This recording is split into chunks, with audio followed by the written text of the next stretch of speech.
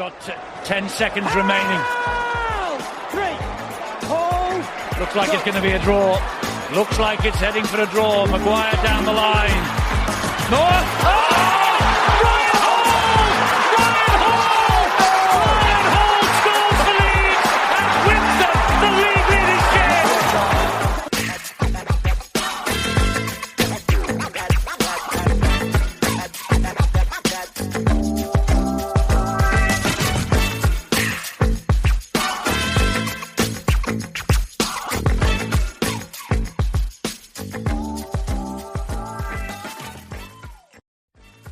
Hi, folks, and welcome to the Lot Pod.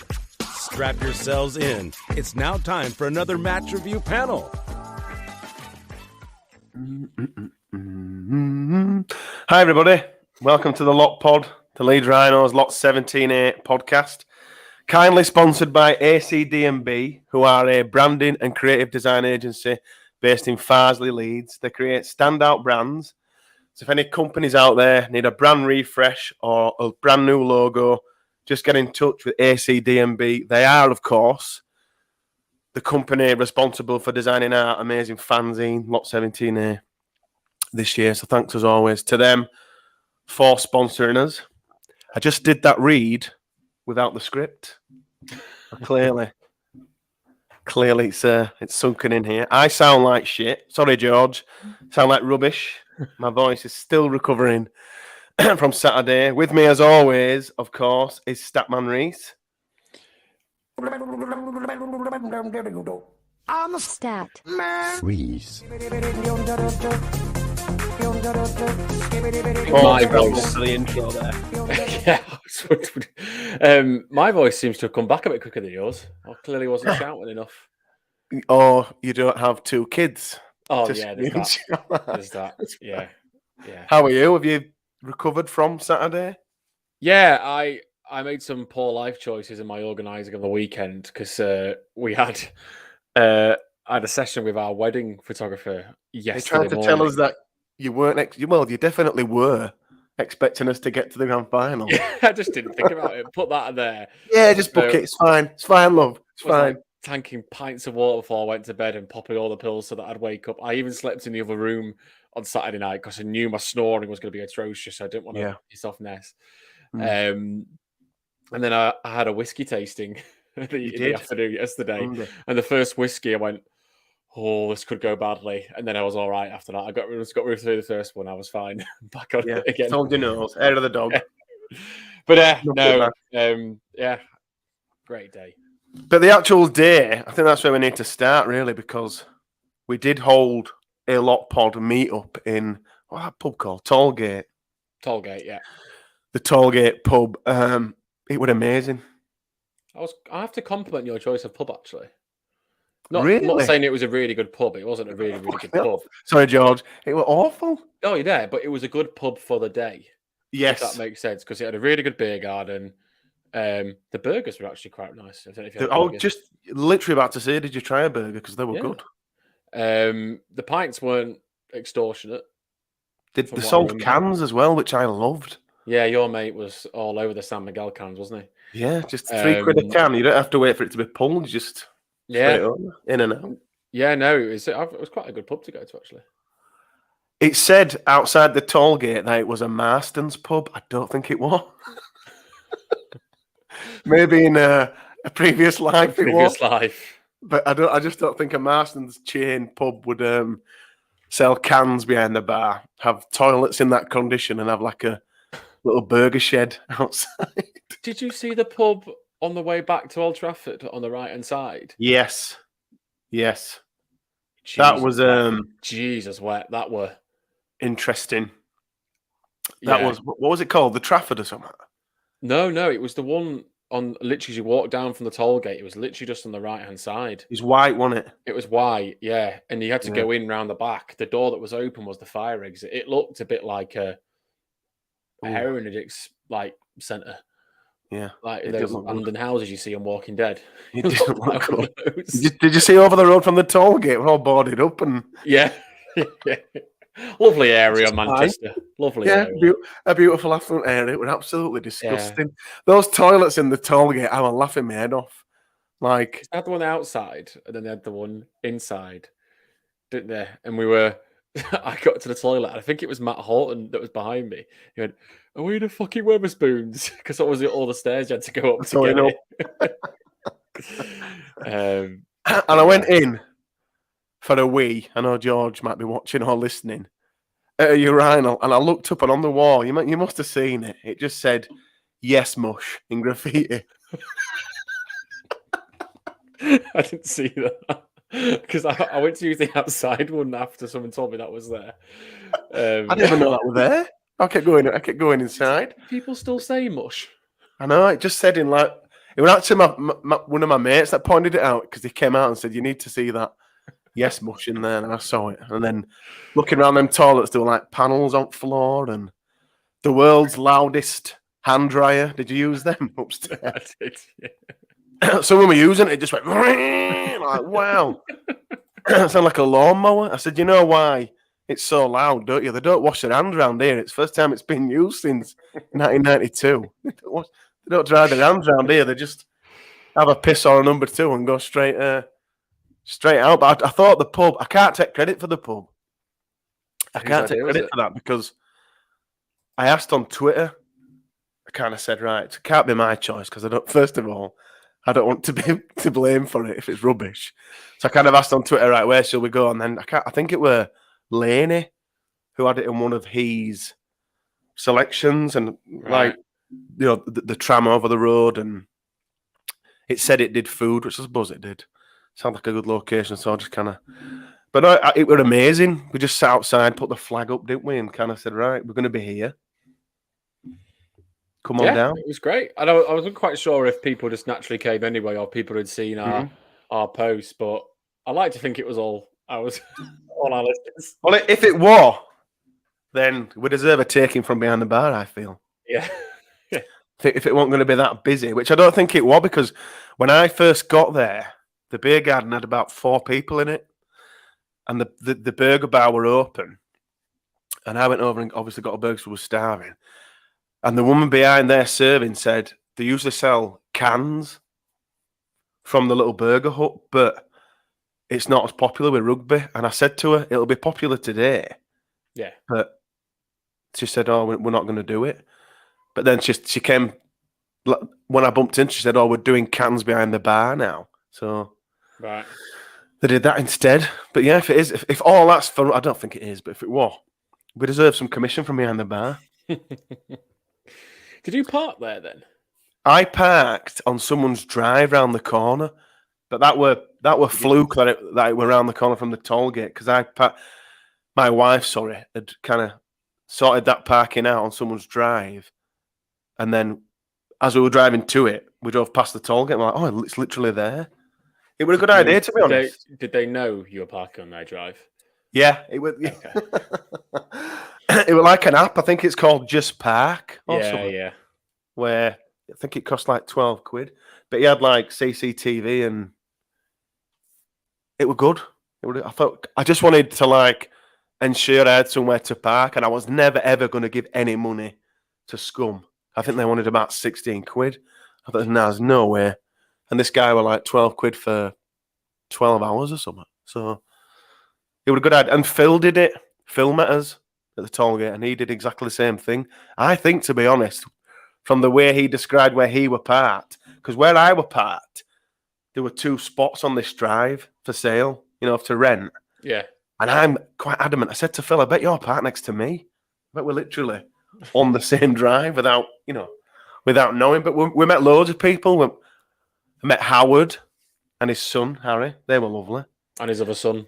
But he is a Chelsea fan, so yeah, that does take the shine off it, let's be honest. Somewhat.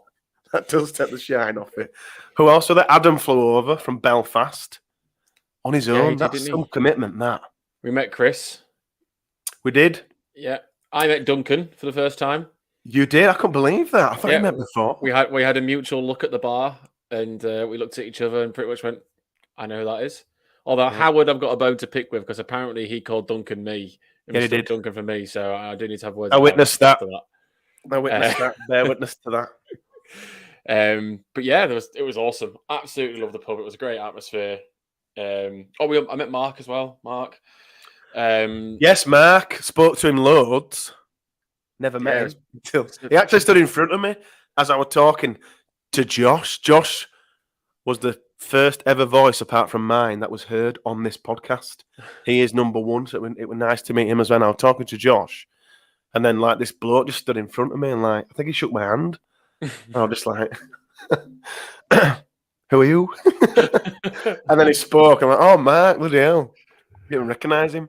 I kept saying to people who I knew, like Howard and Mark, like, "You don't look like I imagined." Yeah, I know what you mean. It was weird though. I was saying off air. I mean, massive thank you for everyone that came because it was great fun and great to meet people. But it was quite weird, people coming up to me and saying, "Hi, Reese, how are you?" And I'm there going, "Oh, hi." And I'm like, I just didn't have any idea there was. Oh, I met Ryan. Ryan gave me a shirt that an old Leeds Rugby Union shirt. He gave me that. And I met him, which was really great because I got to say thank you to him in person. But awesome. It was quite weird. I'm not saying we're celebrities by any means, but it was still quite weird to have people come up to us and without us knowing who they were. It was brilliant.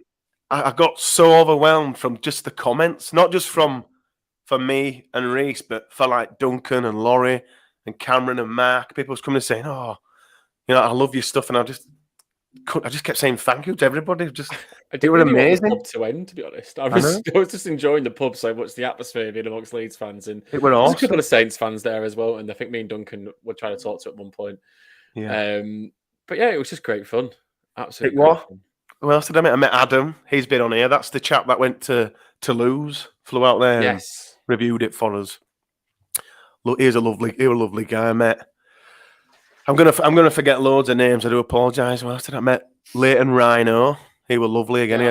Yeah, I'm not sure if I met him, but I should have done since my surname is Leighton. Is Leighton? Yeah, he was lovely. He'd come up with his neighbour that is converted to a rugby league because he lives in Leighton Buzzard, I think, and a couple of his rugby union friends. He had loads of nice things to say about us and the podcast. It was just in the fanzine. It was unbelievable, and I just like to thank everybody for coming along because it was such a special day. It was like unique in that we've had this like community from a distance, which has been amazing. It'll continue, but to get everyone under like in a beer garden talking and that and meeting everybody, it was amazing. It was quite a unique experience, don't you think? I'm going to claim the best story of the day was when I was getting after the game in the coach car park. There's a big queue to people getting food, and I just wanted some drinks of water because I'll come on to it because I'm going to talk about how I got down there. But my coach driver was an absolute lunatic, and I knew I need some water because he was adamant on making people ill on the way back. I was running to get some water. I get a text off my dad saying, "Get to the bus now. It's about to leave." So I literally ran to the front of the queue and said, "Look, I just need some water. Can I buy it, please?" And this guy went, "Yeah, it's all right. He's from the podcast." It's just like such a random thing to hear. Like, I skip the queue. Was like, okay, perks. Thanks a lot. And I didn't miss the bus. So thank you to whoever that was. Thank you to whoever that person was. I'm going to have to talk to the coach, by the way. So go for it. How did you get down? We got the coach down, so it's really, really good. You walk through the usual gates by Gate B, up by the club shop, and Rob Oates was obviously welcoming all the people for corporate, but everyone was saying hello to Rob Oates as well.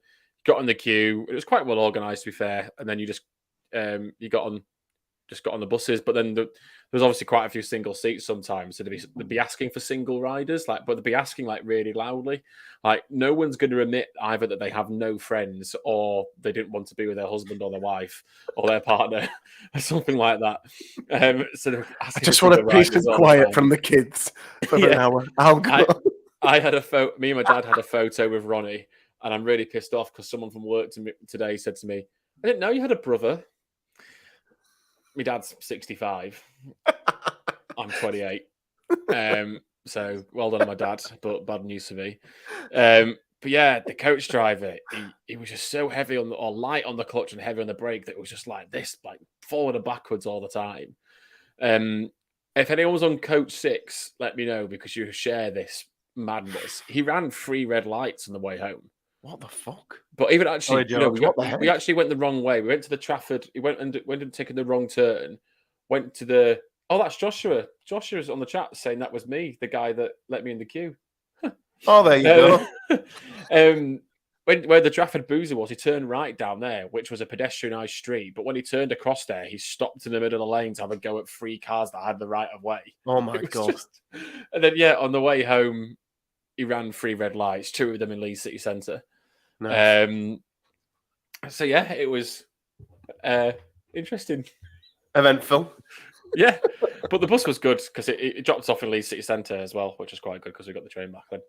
Yeah, you can get a train from there, and they tend to do that, don't they? Because people can get home easier from Leeds, can't they?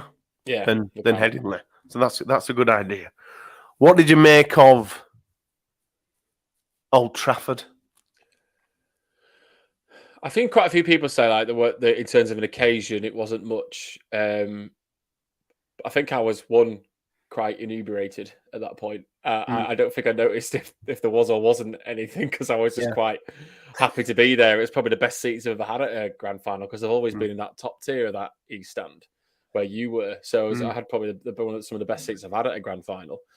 But yeah, when I look back at it, it wasn't much of a build-up or spectacle. Like we've had live music in the past. I know we've seen in the AFL Aussie Rules at the weekend, they had some like live music beforehand and excitement and build-up. Yeah. There wasn't much of it, was there? Really? There was nothing outside as we watched down. We watched down the lakes. We stayed at Tollgate till about 5:30, 20 to 6. And as we watched down, all we could see were burger vans, half and half scarves, and people selling those awful frigging, what they're called? Hooters. Hooters. Yeah. That's all we could see. I don't know. I think there was a fan zone, but other than that, it was just people stood around. Fan zone was in the northwest corner, so I think that would have been the other side to where we were. And then at half time, there were nothing. There were just groundsmen poking the. I was too stressed. Breaks. I ended up sitting just on the because I was on the end. I was right on the aisle. I ended up just standing on the where the stairs split and you kind of go around. I was just stood there, just like having a moment to myself, just stressed because obviously Cruz had just scored at that point. I just after. I was just really stressed. I just wanted it over.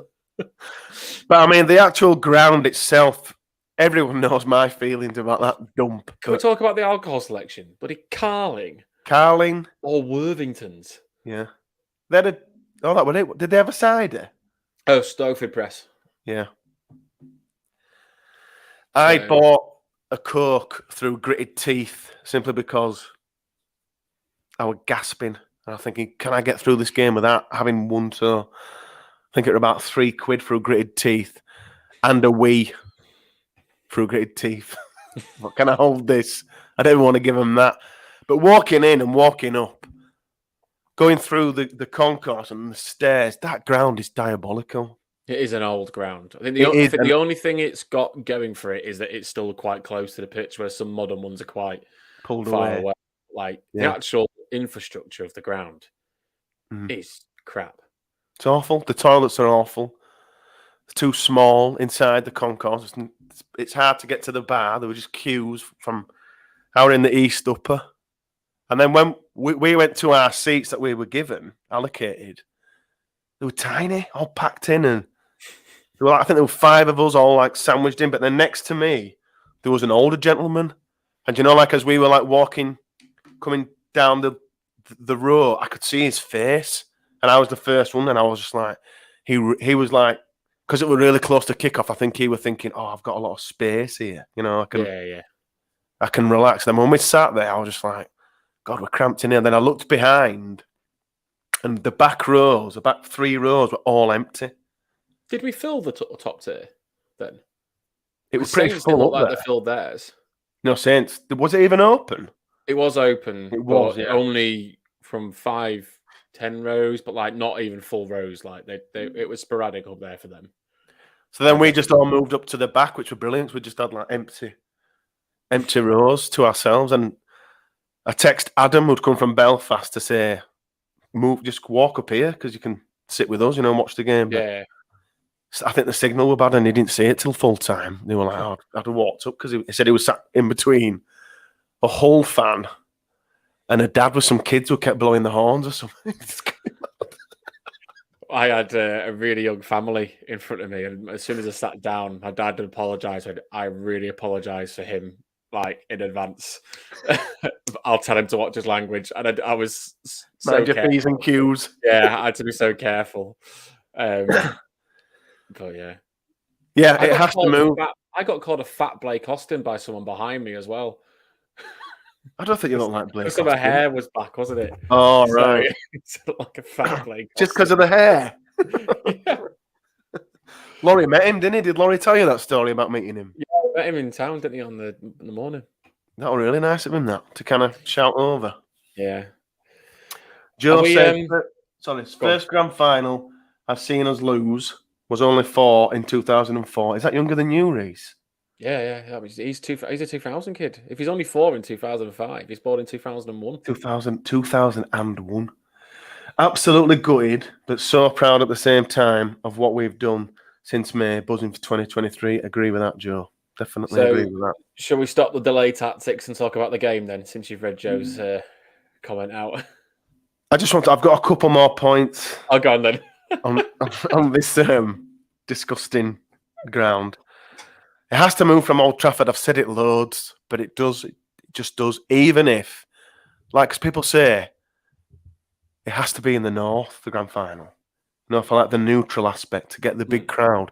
Well, Saturday's blown that out of the water. I know it's a cost of living crisis and money's, but what was it, 60,000? Do you not think if they'd have given 2 weeks instead of 1? I think the only reason they couldn't, could they have squeezed that with the World Cup?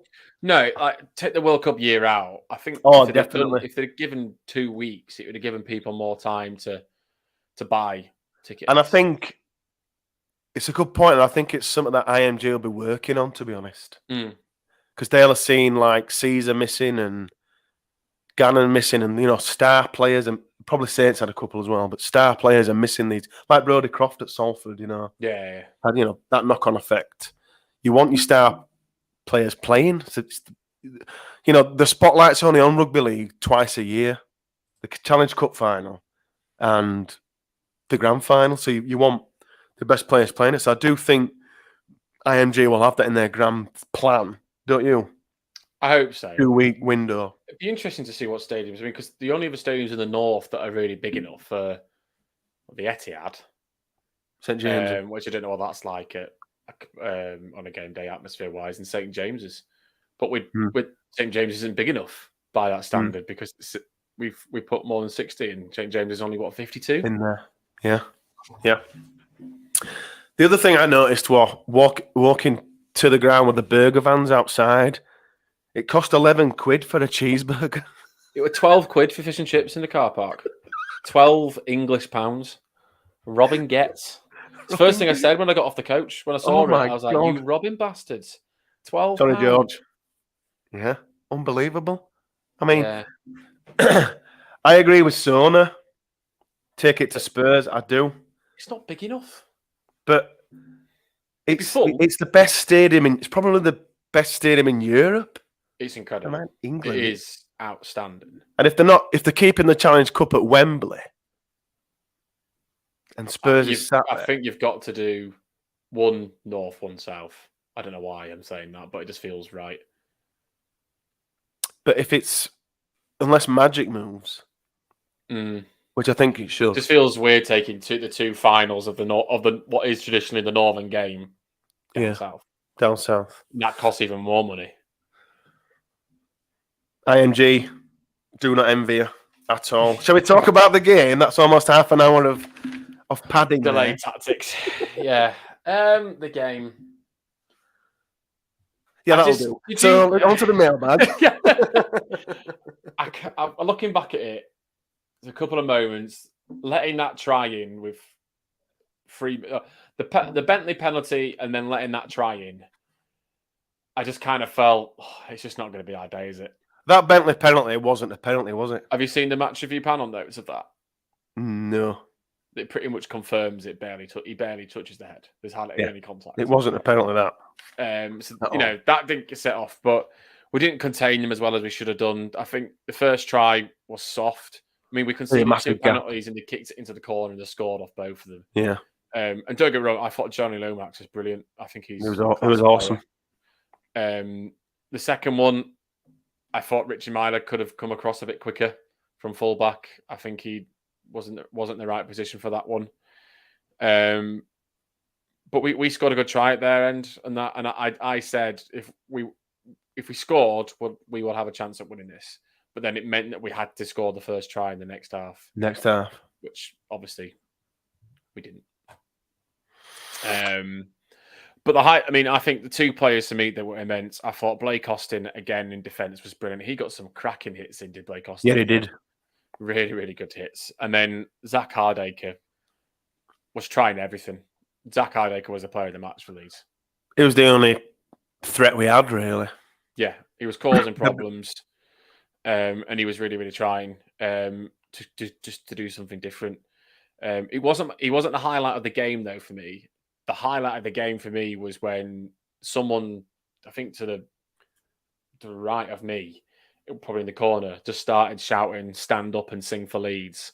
I think it must have been about the 65th minute, and then the whole Leeds end stood up, started singing, and it was absolutely awesome. Well, and then carried right back up to us, right on the very, very, very back the row. noise that came, despite the fact that we were 24-6 down at that time, and we ended up scoring just after that. And that for me was that for me summed up the game in that we weren't expecting to be there realistically at all, especially after round 11. And it summed up the phone in that we were there to back the team. We were just happy to be here, and we appreciated everything that the team's done. That moment really symbolised that for me. I thought you couldn't even tell Saints had won the trophy at the end. No, Leeds fans were out singing. At the end we stayed for like 10-15 minutes in the ground, clapped them. Yeah. Stood, sat wherever we were, waited for the crowds to disperse a little. Then we made us way down. As we were walking back to the Tollgate pub, we saw Saints fans. We saw Saints fans. They hadn't even lifted the trophy, and it was outside the ground. I'm not talking like, people making their way to the car, or perhaps an older person who might want to get, which is fine, make the way early before the crowd. These were like families and lads and women on like drinking. I'm like, what you just won? What are you talking about? Your team? Historic 4th in a row, and you're out here, final. like walking away with us. They should be in there. There shouldn't be a Saints fan inside. To be fair, Bride from 6 again was saying, I was talking to the day after, he said, look, the Leeds fans was incredible. The noise was unbelievable. Unbelievable. Sonner has a right point, by the way, if that's how you say it. Sorry if it's not. There was a couple of forward passes when we had the ball. Saints took their chances. We didn't. And we had a couple of forward passes, didn't we, when we were in their area? Yeah, that's true. But then that was the difference. There was like the biggest game changer for me was Austin's kick. I think it was second tackle, and he kicked it to Briscoe, and Liam Moore blew up for an offside to our advantage. Yeah, he did. I was just like, now fair enough. I don't think Tommy would have made it. There were loads of space there, but I don't think he would have made it. He's not got the pace he would have done. But we would have been in such an attacking position with Saints scrambling. Yeah. I'm fairly adamant that we would have scored off the back of that. Yeah. Off the back of that. Was it offside from play the ball? Because normally they don't normally play advantage, do they? If it's offside from play the ball, they don't normally play advantage. I thought it gave it to Saints. So I was going ballistic, and then this guy next to me were like, "No, it's offside to Leeds. It's Leeds' advantage." And I was like, "Eh." There was a guy behind me going every time that Saints had the ball, going, "Here we go, Q Leeds offside," and every time he said it, and he ball and the referee blew for offside. We're like, "Shut up." Shut up. One thing that I did think looked weird was Rowan Smith. Oh, in he a did suit. look right in a suit, did he? He just looked He so out of place. he had a black tie and a black suit. It was like Queen's funeral was last weekend, Rowan. Black tie. All his tie were like scruffy. It looked like me wearing a suit, just not enjoying it. I felt that if he'd have been wearing his cap, would have been Would have won. would have been fine. Cap and the pink kit would have been fine. Absolutely fine. I agree with Hardaker. I thought he was man of the match, to be honest. And his break for I think it was the Leeming try, was unbelievable. His effort and endeavour, never gave up, was spinning off tackles, and he created that from nothing. That's kind of like that X factor that he had 8 tackle busts, did that? Yeah, that we only get from him and Newman, to be honest. That kind of that burst and that explosion of pace and trying to create. I thought Austin played really well. I loved Austin's 40-20. Yeah, wow. That was class. That was unbelievable. That were like, well, he had to really take control as much as he could because we didn't have another half there. And I felt like when he got that right, the team selection. Because Adam's saying he thought Dwyer should have been in the 17. I'm not sure Smith at half was the right decision. I saw it was good defensively. But I actually probably would have put Cruz there personally. And then I left Tetivano on the bench in that rotation. Well, I think the proof's in the pudding because the second Cruz came on, we were miles better. Yeah. We were miles better. I got the feeling from when Cruz came on, it was like Cruz were kind of saying to Rowan, don't ever do that again. Yeah. It were like a man possessed, and it was as if he was saying to Rowan, you've made a mistake there. I won't let you make that mistake again because I'm going to play so well, you'll just choose me. But it's one of those where when the team did come out, I think you told me. It was you, wasn't it? Yeah, I shouted at you across the Cam starting. Yeah. And I was kind of like, when I looked at the team starting side, I was like, yeah, that's probably it. In hindsight, it's easier in hindsight, isn't it? I remember coming over to you and you were like, it's all right, Reece, we've solved it. We like it. It's fine. And I was about to come over and say, I'm not sure about it. But you wouldn't let me say anything. Because no, it's fine, Reece. It's fine. Don't worry about it. It's fine, Reece. We like it. We are the Cam Smith Appreciation Society. Yeah, we've talked about it. We liked it. We like it. It's like, right, just trying to convince us, Sens. In terms of stat-wise, stats, yeah. I haven't fully done them yet, but Bentley made, how good's my maths? 81 tackles. Wow. 55 plus 26, yeah? That's right, isn't it? That's got to be the most this season, 81 tackles. So no, I'm talking about in a grand final now. There can't many people have got more than 81 tackles. Yeah. He did miss 10. So I will mention that. So who else got big tackles wise? Zane Tetivano, 38. Cameron Smith, 38. Cruz Leeming, 45. O'Connor's normally up there, but his tackle count's not as high as normal. He got 30. Meters wise, which might have got 100. Liam Sutcliffe, 124. Reece Martin, 181. Yeah. Who we also must mention broke the kicking record. He did. Yes, he did. Unbelievable. So he can get the world record. Does New Zealand count? The New Zealand game? It's still a consecutive kick, so it doesn't matter, does it? Yeah. It's still... I don't think it matters on the game. It's just him kicking. Yeah, Aledzki, 113. Blake, 105. Zach, 130. Wow. 8 tackle busts from Zach as well. From Zach. He played brilliant. Yeah, he really did. You could see that Rowan wanted to get him more involved in game because he switched it up and put him to fullback, didn't he, towards the end? So you could see he wanted to get him more on the ball. Yeah. But have you got anything from Matt Pryor? Yeah, I wasn't going to mention it. 20 tackles, 7 carries for 30. 7 carries for 30 meters. Yeah. It's the lowest. Is that the lowest in average a grand carry? Lowest average carry. It's not the lowest meters on the day. The lowest meters of the day was Sam Walters. Sam Walters, yeah. Was 2, but he wasn't on for that long.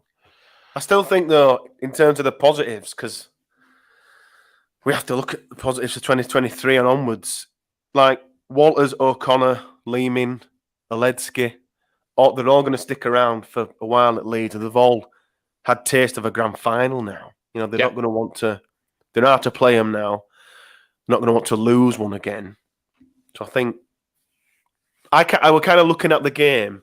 Again, it's in hindsight and what ifs, maybes, but Caesar was an incredible miss on Saturday. I didn't think it would be that much. I didn't think we would miss Caesar that much. I didn't. But it became quite apparent in attack. I mean, they must have been making 70, 80 meters nearly every set of 6. We were making 30, 40. Easy. So if they did one set of 80 and we were kicking, they were starting on their 40 meter line. Yeah. By the time we'd got either returned it or whatever, it was just they were the better team. They were miles better. And then I was kind of thinking, if we'd have had Caesar in that side, we'd have played better. I'm not saying we would have won. We would have been a lot better. But what I am saying is, if we'd have had Harry Newman in that side, we would have won. I think he's that much of a game changer. If we'd had Caesar and Newman, what ifs, maybes, and all that lot, but if we'd had Caesar and Newman in that playing on Saturday, we'd have won. We'd have won that game. And it was so strange because obviously we did get beat 24-12 in the end, but I never, for the first time ever, it might have been because the first time I've ever been sober at a grand final, but for the first time ever, even throughout the game, like yourself, you said, no, you were nervous at half time. My friends before my brother were all like, I'm gonna throw up. I can't. And I just felt calm, and even throughout getting bit, I just took so much. I think it's because it was more the Cinderella story, not meant to be there like the competition winner. The aspect of and seeing more of what's to come in 2023 and kind of looking ahead and being like, no, this is a learning curve for what's to come. Did you feel positive walking away from it? I never like losing. I never like losing, but I walked away positively because I probably just because of the atmosphere at the end from the Leeds fans. Yeah, because that's how I felt, and I wanted to not ensure, but I wanted everyone else to make sure they weren't like that. I didn't want that team to think that they'd let us down in any way at all, and I think the crowd made a big point of it that they didn't let us down at all. No, they didn't. I read Rowan's press conference stuff after. He was a bit annoyed because he had to stay and do media duties. He wanted to get over there. He wanted to come over, didn't he? Yeah. But the fans gave him a massive standing ovation and applause. And I think for me, that's kind of why I walked away positively, because everyone seems on the same hymn sheet there. We lost together that day. Hopefully we'll be winning together next year. Although I'm a bit worried about next year for one reason. If that grand final is the same weekend next year, it's my wedding. Is it? Oh my God. So I need them to move it a week either, or do a 2-week break. Yeah, do the 2-week break. That's why we're pushing it at the start of the pod. yeah. Forget the concussions and the injuries. Do you think they will? Yeah. For my wedding. No, you're right. They're right. I really hope. And I think they did, because like you said, the Leeds fans never stopped throughout. Just constantly singing and cheering them on. And I hope the players, if they do listen to this, if they are listening to this, you made us believe again. We wrote you off. We did. I did. Many other people wrote you off completely. And you proved us wrong for a start. You got us to the big dance. We didn't expect it. And I just hope that this doesn't weigh heavy on the players' shoulders and Rowan's shoulders, because to me, it feels like the start of what's to come. It's like the start of the story, and then from there we can build on it. But I hope the players understand that. It meant something to them as well. It meant something to them. You could see Bentley was in bits. Sutcliffe was crying his eyes out. Yeah. Newman didn't even play. Yeah. So the effect it's had on this team. But there are senior players in there that will hopefully. You're going to feel sad after losing a final, especially when you've played in it. So, but there is so much positives to look forward to next year with the young additions we've got coming through. Yes. This was a great experience, but let's get there again. Just do it again. You've proved to us you can do it. A couple more additions. I know a few of them are leaving. New squad. Full pre-season with Rowan. Full season with him. New we're going to talk. Exactly. We're going to talk about that in a moment or two. But yeah, his new coaching staff. I hope the players rest up, have a good off-season. Those who are going to the World Cup, I think we've got 10 or 11 going to the World Cup. Have a good World Cup. Stay healthy. Yeah, no injuries. No bans. None of this. No bans. Nothing of this silly business. And come back in and go for it again and just full turbo, 6th gear, under Rowan. I think we're in good hands. I think we are. Man of the match? If I'm actually going to give a man of the match for the actual match, it would have been Johnny Lomax. But for Rhinos, Zach Hardacre. Agreed. Zach Hardacre. Congratulations, St. Helens. It's some feat to win 4 in a row. I can't see a side doing it for a while, maybe ever. It is incredibly impressive. It's just the state of Super League, I think. It is the state of Super League, without shadow of a doubt. St. Helens side of 06-07 would have put 50 on either of us. Any Leeds side from the past would have. All that Saints side. Well. One thing I do have to mention is, cover your ears, George. Johnny Lomax is a dickhead. I have to say that. Not Johnny Lomax, sorry. Makinson. Oh my goodness. Makinson. I have to retract that immediately. Yeah, it was Tommy Makinson. The things that have just come out of my mouth are completely false. It was Tommy Makinson. Johnny Lomax is fine, and I actually like him. I think he's underrated. Tommy Makinson, cover your ears, George, is a dickhead. There you go. Anything else to add to that, or we're moving on? Yeah, he's just a knob, isn't he, for what he did? Well, first, George, cover your ears. First class prick.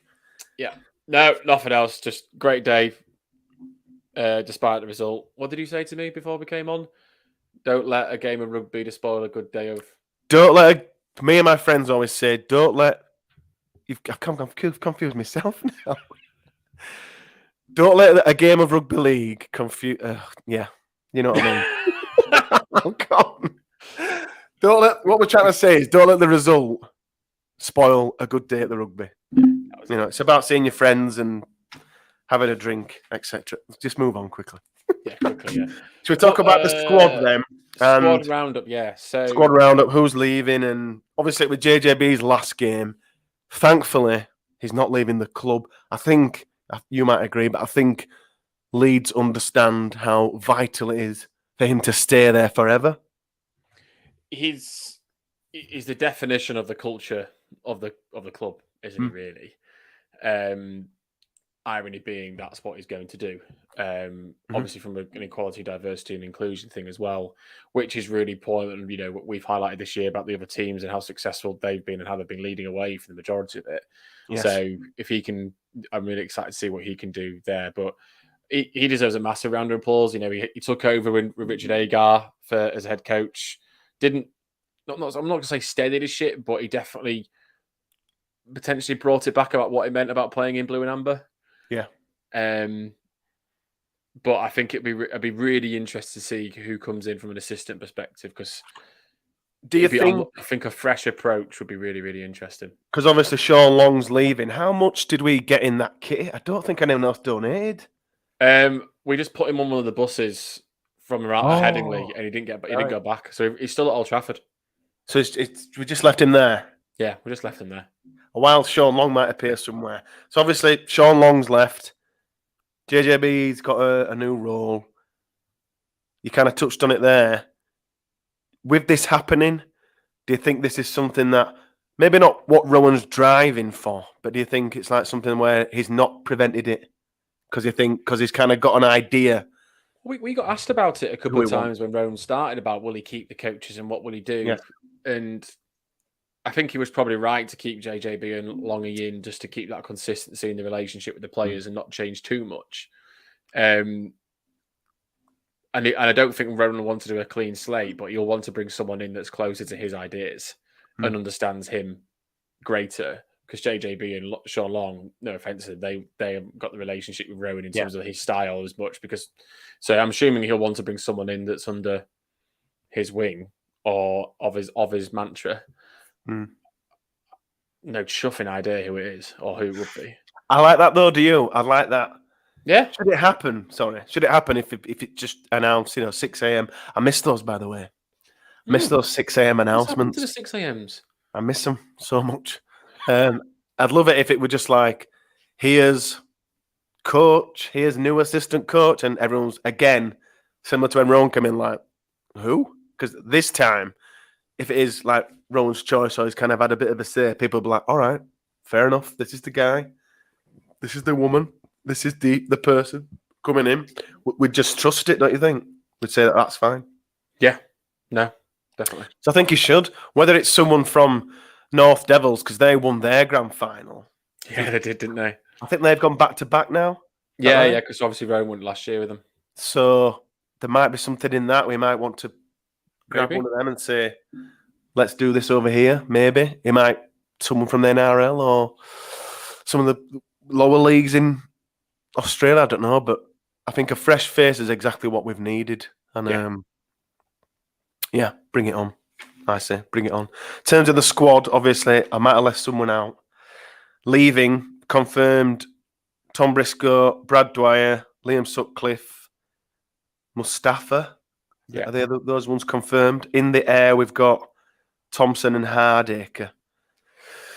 Gary Evington spoke about Zach Hardacre today as we record this, and he kind of said that we're at full salary cap. That's a lie. I don't believe him for a second. We haven't confirmed all our signings yet, obviously. If you take in Precisely. Hooley, Ruin, Alferts, if that's a thing. Yeah. Jack Walker's obviously not going to go to Hull by the sound of things. So I think a couple of things might have to come off. So I think there'll be a certain truth to it. But I don't think Gary always lets the full game away. Do you think Bodine Thompson's done enough to get a deal? Do you think we should give him a deal? No, I don't think we should. But I will say Bodine has been immense in the end. A bit like most of the players since Rowan's come, but Bodine's been immense since he's come back into the side. So it's a goodwill. Thank you very much, Bodine. Yeah, but I agree. You've got Sangare coming in. Bodine's not really a prop. He prefers to be second row. We've got McDonald coming in. Just threw him there. We've got McDonald. Walters looks like he's getting converted into. Walters is growing. You've got Tom Holroyd. Coming back next year. So there's, with all due respect, we've got some young blood that we need to start playing and breeding and through. Breeding, is that right? Blooding. It sounds right, like a thoroughbred. We're breeding Tom Holroyd's a thoroughbred. There we go. Thoroughbred. Yeah, just basically look at Ledsky, be him. Yeah. But yeah, we've got some young players that are coming through, either signing or through, that we need to give some more time to. So I think it's a thank you handshake to Bodine. I do, and I think in terms of Zach Hardacre, Duncan will love this. Walking away, I think one of my friends or my brother kind of asked about Zach because I said he was man of the match in the grand final for Leeds, and he's like, well, how do you feel about him then for next year? And I kind of so positive. I thought, if Rowan wants Zach Hardacre, then I'm all in on Rowan, Church or Rowan, all that. So I've got to accept it. I've got to trust him with him. So I didn't want him here. Wanted him to leave at the end of the year. But if Rowan Smith thinks he wants him to stay, then he has to stay. How do you feel on Hardacre? It's got to be a year deal for me. Just a year. Another year, yeah. No more than that. Yeah. I'd rather do it on a rolling 12-month basis if he can play like he has and he keeps things clean. Of which he has done. He was immense on Saturday. His performance since he's come back in have been really brilliant. He can cover at centre. He can cover at fullback. He is a fullback. He should be playing at fullback. he is our best option at fullback, I think. Yeah. So I think he's got to get another year. And if we are getting, I can't remember, is it Hooley that's the fullback or is it Hooley, yeah. You know, if we're getting a young fullback who will need time and support and mentoring, then it's probably worth giving Zach another year if we can make it work. So if we do give Hardacre another year, we do sign Luke Hooley. What does that mean for Jack Walker? I think it's I'm sorry we played you so young and ruined your career, but we're going to have to let you go. Yeah. I think... Open to offers. I think Jack will want that because that were kind of the feeling, well, confirmed, wasn't it? When Hardacre was signed and he said, didn't I want to play? And he went to Hull. So I think Jack's got a year left on his deal, I think. So it might be one of those where he gets loaned out for a whole season and then, you know, his contract just runs out and then it's like, or it could be a bit like a Liam Sutcliffe where Liam had a year, Hull wanted to offer him free and we're happy to let that happen. So I think there's a couple of people that are vulnerable to go early. I think Jack Walker's one. I wouldn't be surprised if Fussy Tua is one. To be fair, I'm surprised if Pryor is one. Another, yeah. To be on Fussy Tua, Duncan's been saying for ages that he don't think Fussy Tua's going to stay. Thinks it's like a homesick thing, and he thinks it's all like mental, like a mental issue for him. He's not enjoying it here, and I do buy into that a bit, but it's like, would you be bothered if it was announced Fussy Tua was leaving, Reese?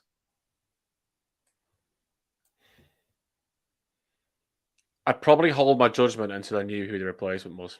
Right, so it's one of those where you think. Because I think Fussy Tua is a good player, but I don't think we've utilised him properly. I don't know why we haven't kicked to the corner to him this year because he's a great threat in the air. Why didn't we do that on Saturday when with Hurrell there? We didn't kick in the air once. We didn't do anything to him, did we? His defence is appalling. We didn't even do it. Yeah, but Fussy Tua looked quite strong in the air, and we never really utilised that. And he's not a quickest winger in the world, is he? But he's a built strong player. Would I rather have Daryl Oferts over him? Probably not. No, not on a 3-year deal. Is Liam Tyndall better than him? No. So it's really who's the next option. It's who's coming in, isn't it? I'm very 50-50 on it myself. Like, if it was announced he was to leave, I'd be like, I'm not bothered. And again, if they said he's staying, I'd be exactly the same reaction. I'm not bothered.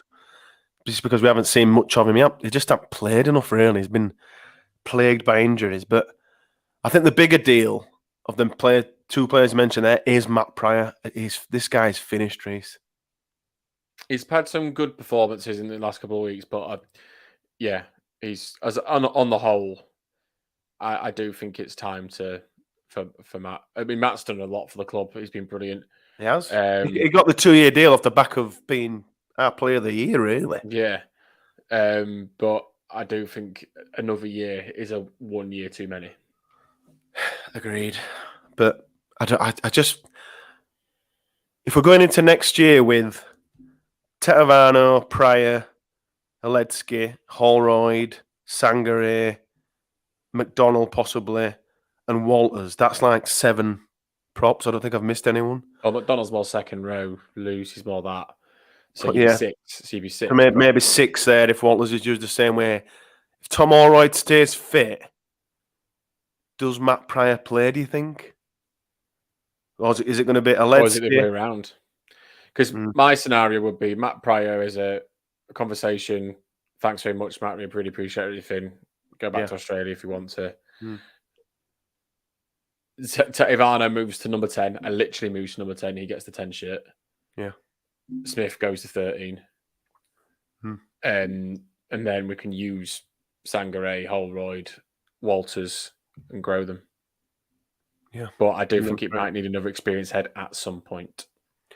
I think a lot of our prop forward issues for next year are on Tom Holroyd because the club must be thinking and monitor him throughout the off-season and think, if his body can hold up, we know he's a great player, from the little we've seen, if his body can hold up, you're looking at a pack of Tetevano, Oledsky, Sangare, and Holroyd, and I think that on paper, it's not bad. Packs a punch.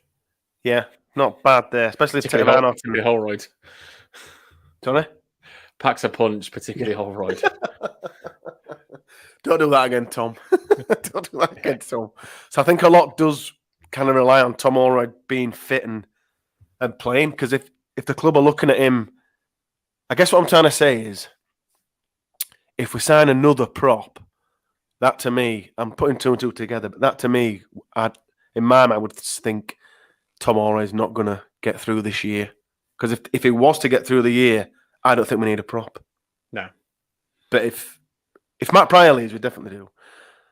But if he's staying and Holroyd's fit to play, I personally don't think we need a prop. I think we need a centre. We're crying out for a centre.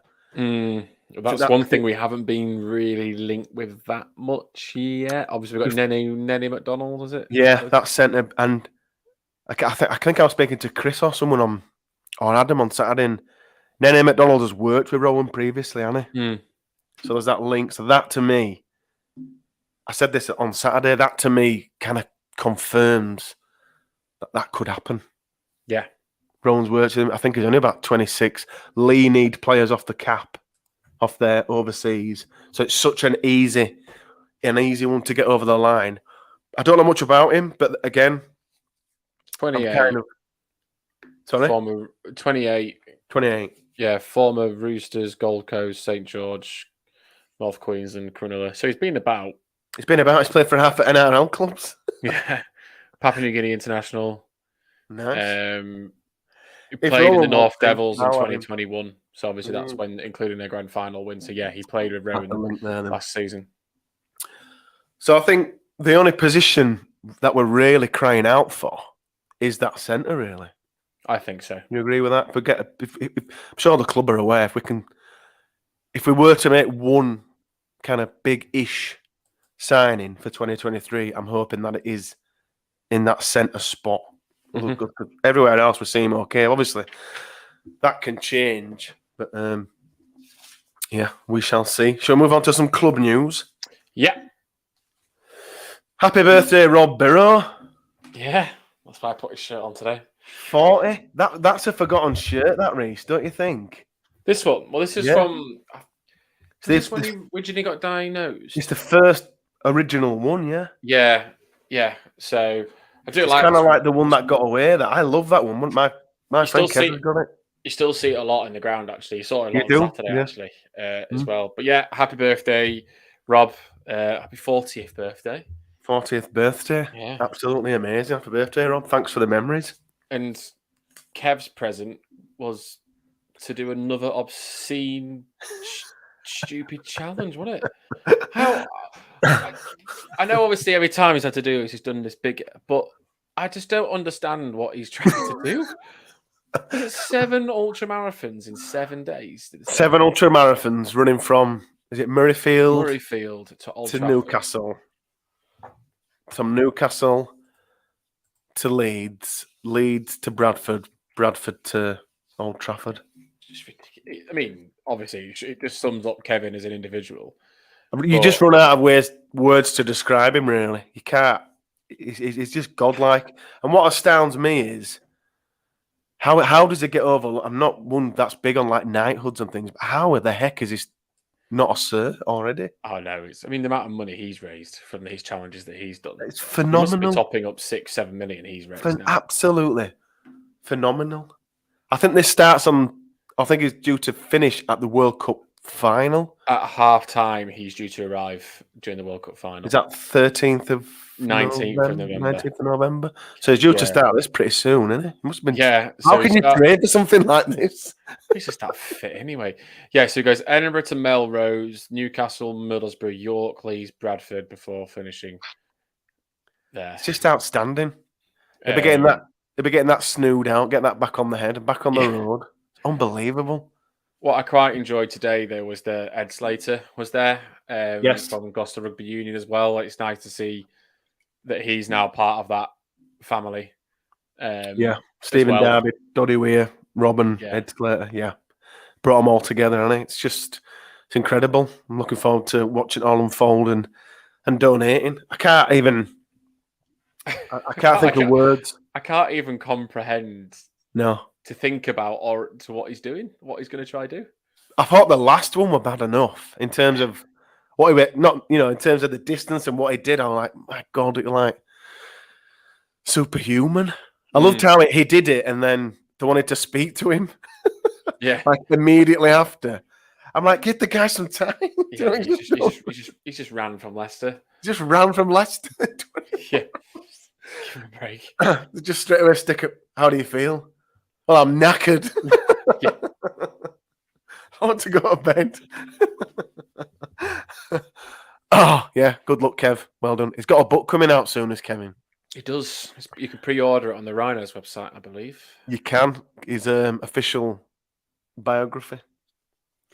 What's it called? My Extra Mile? The Extra Mile? Be appropriate if it was. Something along those lines. I have inquired via The Extra Mile. The Extra Mile. I have inquired via some agency or something to try and get him on the pod to promote his book. But we shall see about that. We have to say congratulations as well to the academy side. Yeah. Another grand final win. I can't believe that one streamed on YouTube. It wasn't, was it? But it sounds like it was an absolute cracker. That was amazing. Jackson Fields get a drop goal to level it up in the 79th, 80th minute, and then we went on to win it in Golden Point. Went and won it. That sounds like an absolute pearl of a game. Unbelievable. I thought, because I did nothing yesterday, just kind of sat and sweating it in nothing. I thought that'd be perfect to watch. Stick that on YouTube, get me through an afternoon. But it was just a commentary again. I thought there's no TV rights or anything there. They could have shown that. Yeah, I don't know why. It's a grand final as well. Yeah, promoted more at another side at game. So what's that now? We've got the women. Out of four. Three out of four now. Yeah, women, PDRL and academy. We've just got the wheelchair League Leaders Shield and Challenge Cup champions to play their grand final on Sunday. Sunday, I want to say, in Manchester. At Manchester Basketball Arena. Yeah. And so the wheelchair side are on for the treble. Yeah. Come on, Newman, lad. Bring it home, and then you can bring the trophies to us. And Trophy on the podcast, yeah. Trophy on the podcast live from Ewan's house. Good luck, mate. I'm adamant you'll win it. Absolutely adamant. And 7 of the women's Rhinos side made it into the England World Cup squad as well. So representing all, just propping up rugby league at the moment, the Rhinos. So congratulations to all of those as well. This is the penultimate podcast from us. I kind of tweeted this earlier, but just for our listeners as well.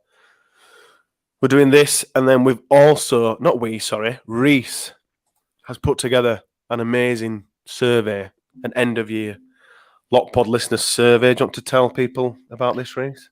Yeah, so it's simply, I say survey, it's basically just everyone's get the opportunity to rate each player that's played for Rhinos this season out of 10. I've included absolutely everyone, so I've included Jack Walker, even Tom Holroyd, Sinfield, all of them. We've also got the 3 head coaches, so how we rate the head coaches. And then I've asked everyone to name their player of the season, their young player of the season, if you're age 22 or under, their underrated player of the season, and then the signing of the season. So what we're going to do then on the next podcast is that me and Eddie will go through each player, we'll offer our thoughts, we'll tell you what you scored, and then we'll compare that to what the average score is. There are some horrible people out there, if I may add, on this. Someone's given Fussy Tour a 1 out of 10. Oh, that wasn't me. Someone's given Liam Sutcliffe a 1 out of 10. That wasn't me either. I think Zane Tetifano's got a score for every number apart from 10. So he's got 1, 2, 3, 4, 5, 6, 7, 8. Wow. That's just how mixed people's feelings are.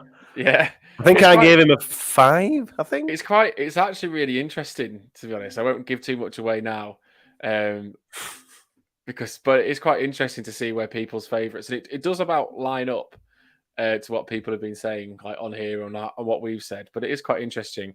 We've had currently, as we speak, as I look at it, we've had 132 responses. Wow! So did it come out this afternoon? Yeah, this morning. Yeah. So as a proud stats person, that's enough results for it to be a valid result.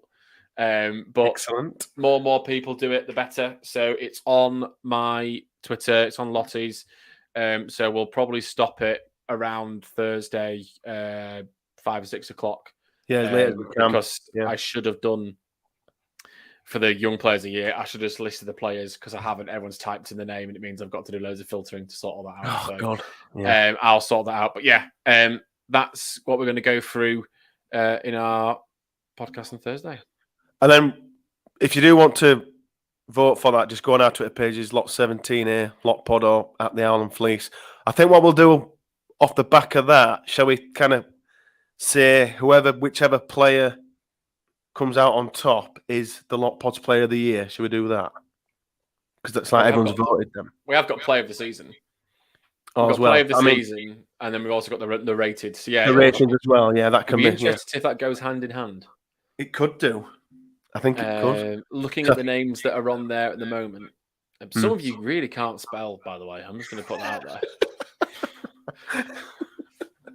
You should have took the option away from them so they can just click a button. Yeah, God, there's some horrendous spelling. But yeah, I think the two top scores will probably line up with the two people I keep seeing in the Player of the Season. But yeah, we will give out our first ever Lot Pod Player of the Year. So we're going to do that awards ceremony on Thursday as we record this at about 7:30, something like that. We'll be live again streaming that. So that'll be the next podcast. Well, the next live one. Thanks for listening. Thank you very much for your kind words and thoughts and beers and laughs at the meetup. It was amazing. It was just something we'll never forget, really. Appreciate all your kind words. Appreciate everything about the fanzine, the podcast, everyone that comes onto the podcast. It was outstanding and something that we'll definitely do again without a shadow of a doubt. Take care, everybody, and we'll see you on the next podcast. Cheers. Thanks again.